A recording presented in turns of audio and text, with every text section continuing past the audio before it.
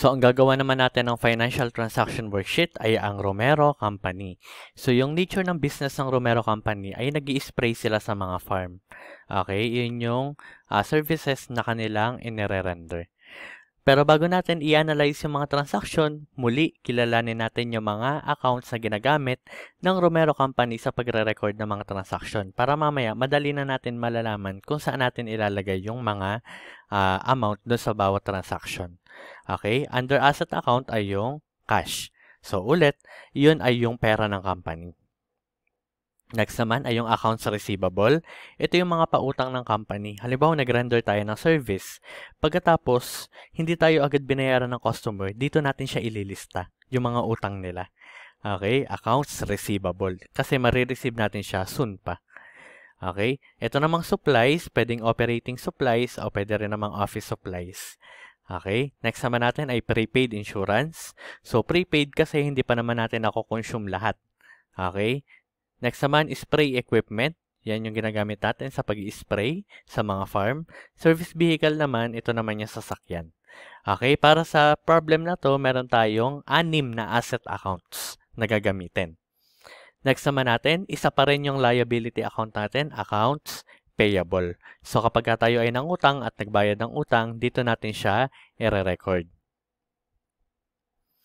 At yung ating capital account naman ay ang Romero Capital. So, gagamitin natin yung Romero Capital kapag merong investment, merong income. So, idadagdag natin siya. So, kapag meron namang expenses at saka withdrawal, dito naman din natin siya ibabawas. Okay? So, simulan na natin i-analyze yung bawat transaction. So, sa letter A, sabi, invested cash in the business. So, lagi naman ganyan, di ba? Nag-i-invest yung may-ari ng pera sa business. Okay, yung asset ba natin ay nadagdagan o nabawasan? So, ito ay nadagdagan. Alin dyan yung nadagdagan? Yung cash kasi 60,000 pesos daw yung in-invest na may-ari. So, lalagay lang natin sa tapat ng cash. Yung liability naman natin ay walang effect dahil hindi naman tayo nangutang at hindi tayo nagbayad ng utang. Okay? Yung owner's equity, dahil merong investment, siya ay nadagdagan. 60,000 pesos. Next naman natin sa letter B.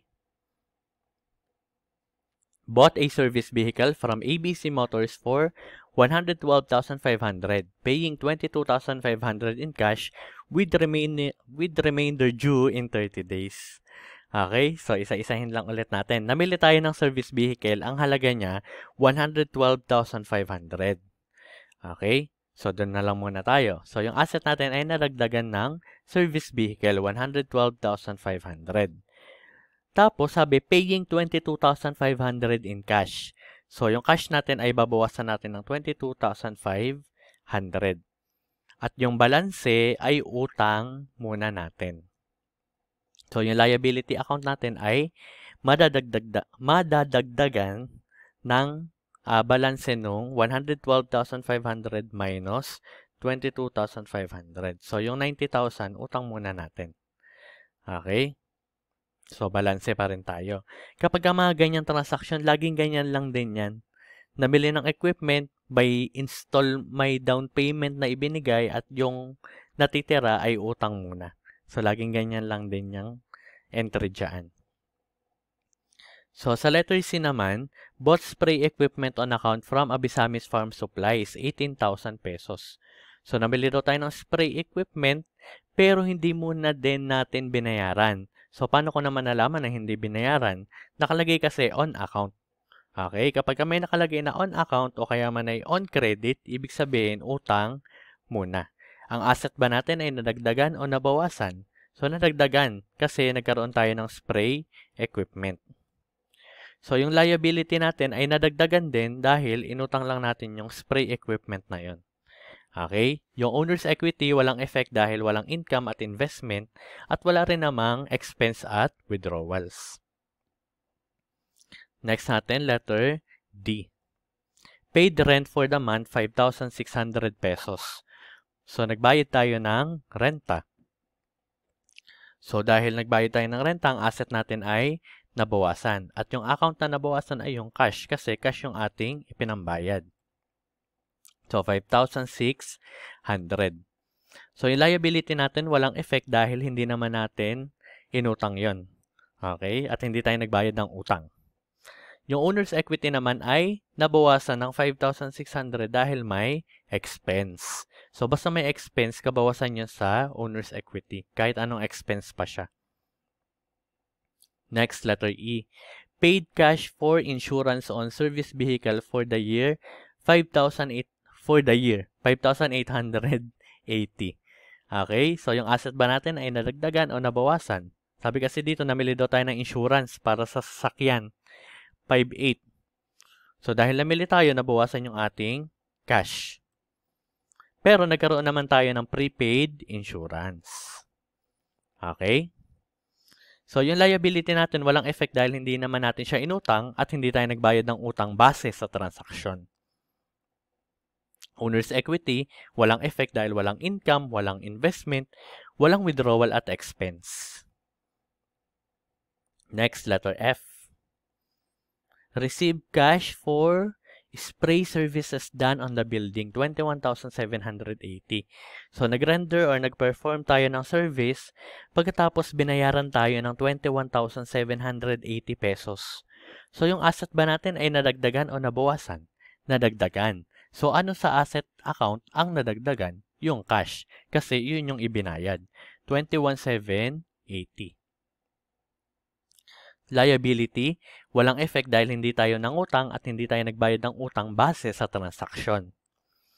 Owner's equity, nadagdagan dahil meron tayong income. So, nadadagdagan yung owner's equity pag may income at investment. Lagi mong tatandaan yan. Dalawa lang naman.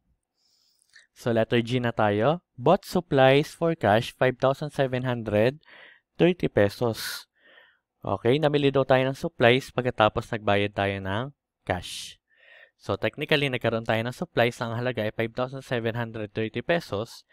Pero, nabawasan yung cash natin ng 5,730 dahil iyon yung ipinambayad natin.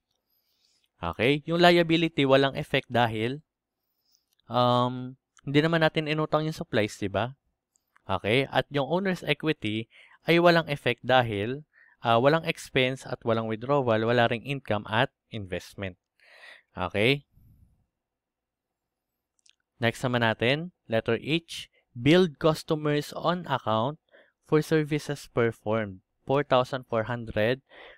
So, nag-render daw tayo ng services, pero hindi pa nagbayad yung customer. So, ano yung mga keywords natin dyan? Yung billed, okay? At yung on account, okay? So, ibig sabihin, hindi pa nagbabayad yung mga customer after natin mag-render ng service. Okay?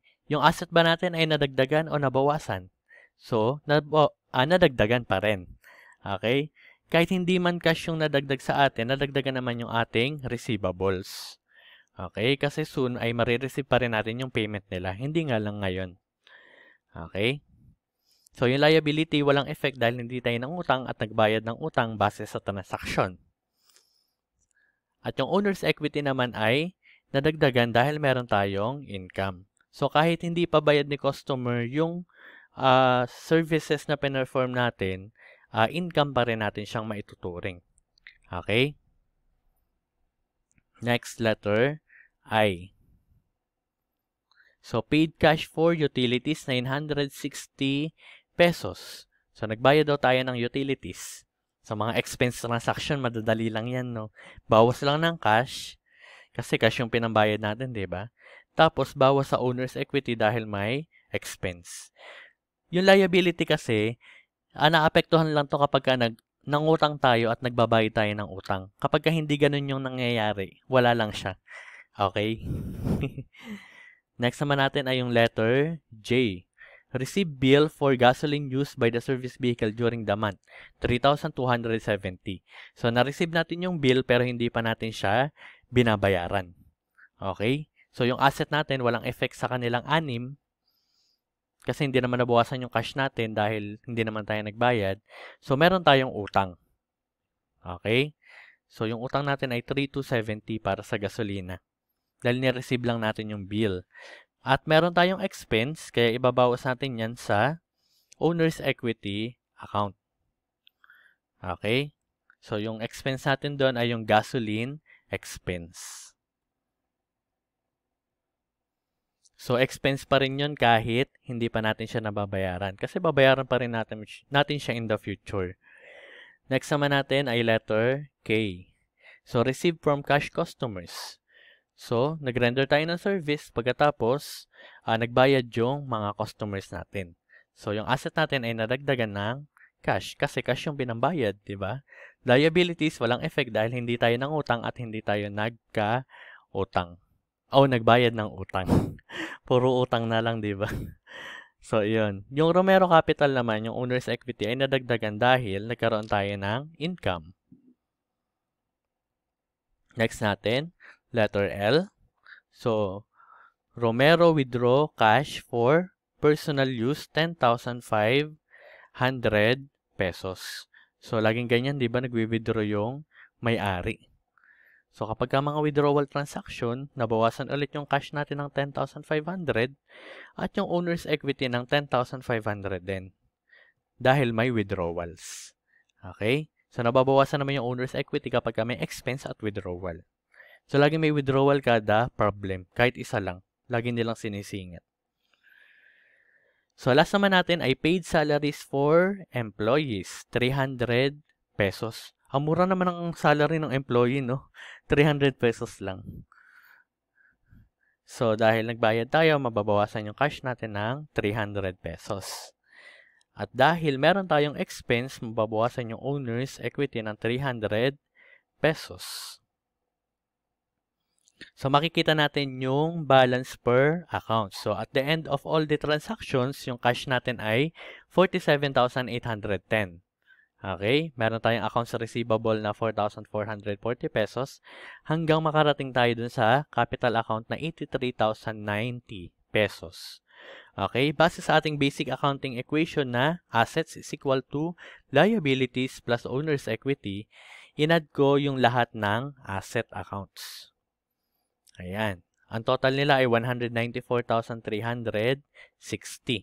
So, yung liability saka yung owner's equity, pag-a-addin mo din siya, 194,360, ibig sabihin, tama. Okay? So, tama ang ating pagkaka-analyze sa bawat transactions. Okay? So, ganyan gumawa ng financial transaction worksheet. So, isang tip lang din, kapag ka nagagawa ng financial transaction worksheet, kapag ka naglagay ka o nagdagdag ka sa asset, ito yung mga naka-red. Kaya medyo nilagyan ko siya ng division eh. Pag nagdagdag ka dyan, dapat magdagdag ka rin dun sa yellow na portion, yung sa liability or owner's equity. Kapag ka nagbawas ka naman din dito, dapat magbawas ka rin doon. O kaya man dito sa loob. Halimbawa, ito, yung transaction ng, ito, yung sa letter E. Nagbawas ka ng cash na asset, pero nagdagdag ka rin ng prepaid insurance na asset din. Kumbaga, equates lang din dun sa kabila. Okay, para ma-maintain mo na lagi kang balanse. Okay, lagi mong iisipin yun kada transaction para pagka tinotal mo na yung mga per account, bandang huli magbabalanse ka. Okay, so practice lang ng practice, lagi mo yang makakasanayan mo rin yan and eventually para ka na lang din naglalaro. Pero sa una talaga mahirap kasi talagang iisipin mo yung bawat bagay eh, yung parang kakausapin mo na yung sarili mo. Pero okay lang yon, lahat naman ay nagdaan doon. Lahat ng mga successful na CPE ngayon ay kinausap yung sarili sa bawat transaction. Okay? Pwede mo ring i-analyze yung bawat transaction sa pamamagitan ng pag-convert nito or translate nito sa yung native language. Okay? Para mas maintindihan mo siya or ma-analyze. Kasi nga sabi, yung mga accountancy students, hindi man magaling sa math, pero magaling sa analyzation. So, magaling sa analyzation, kailangan naiintindihan yung bawat transaction. Okay, so sana marami kang natutunan sa ating video tutorial at kung gusto mo pang matutunan ng iba pang basic accounting tips, manood ka lang ng iba pa nating tutorial sa ating YouTube channel. So, thank you. Bye-bye.